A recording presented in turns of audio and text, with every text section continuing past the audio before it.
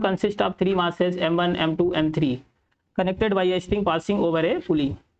The mass m1 hangs freely, m2 and m3 are on rough horizontal table. और जो table का coefficient of friction क्या है, mu है.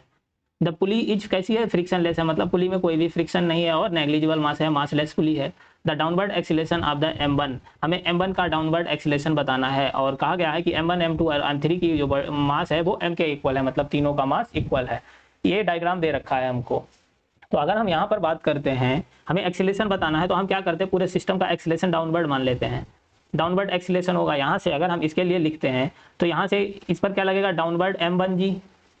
अब m1 क्या है, m है, मतलब डाउनवर्ड क्या लगेगा, mg लगेगा. ठीक है, इस पर क्या हो गया, डाउनवर्ड फोर्स mg हो गया. अगर हम यहाँ पर बात करते हैं, इस सरफेस का कोफिशिएंट ऑफ फ्रिक्शन क्या है, म्यू है.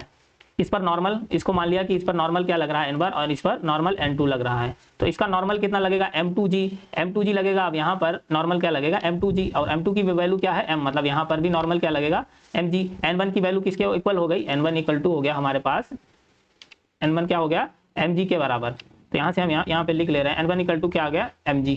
ऐसे ही अगर हम बात करते हैं यहाँ पर n2 पर नॉर्मल की वैल्यू क्या हो जाएगी, m3g, और m3g मतलब m3 की भी वैल्यू क्या है, m ही, मतलब ये भी mg हो गई, मतलब n2 की भी वैल्यू कितनी आ गई, mg के बराबर. ठीक है, अब हम बात करते हैं फ्रिक्शनल फोर्स. यहाँ पर जो फ्रिक्शनल फोर्स लगेगा, इसका भी इधर लगेगा और इधर भी, इसका इधर लगेगा. इसको हम मान ले रहे हैं ये F1 हो गया, ये F2 हो गया. ठीक है, अगर हम F1 की वैल्यू निकालते हैं, F1 फ्रिक्शन फोर्स क्या आ जाएगा, फ्रिक्शनल फोर्स क्या होता है, म्यू mg. तो अगर बात करें म्यू m1g, अब m इसका क्या है, मतलब सॉरी यहाँ से ऐसे लिखो, म्यू n लिखो, normal into frictional force, coefficient of frictional force. Frictional force क्या होता है, म्यू n. अब यहाँ पर हमें n1 अगर f1 का निकाल रहे हैं, मतलब n1 की वैल्यू कितनी आ गई, mg. तो यहाँ से लिख सकते हैं म्यू mg. ऐसे अगर हम f2 की बात करते हैं तो f2 पर कितना है, म्यू n2. तो इसका n2 की वैल्यू कितनी है, mg है, मतलब उसका भी क्या आ गया, म्यू mg. f1 और f2 कितना हो गया, म्यू mg. अब दोनों क्या है, सेम डायरेक्शन में है, मतलब एक भी, ये भी बैकवर्ड लग रहा है, ये भी इधर लग रहा है, मतलब यहाँ पर दोनों क्या है, सेम डायरेक्शन में हम कह सकते हैं. तो यहाँ पर अगर हम नेट फ्रिक्शन फोर्स निकालते हैं, नेट क्या हो जाएगा, f1 प्लस f2, तो कितना हो जाएगा, mu mg plus mu mg.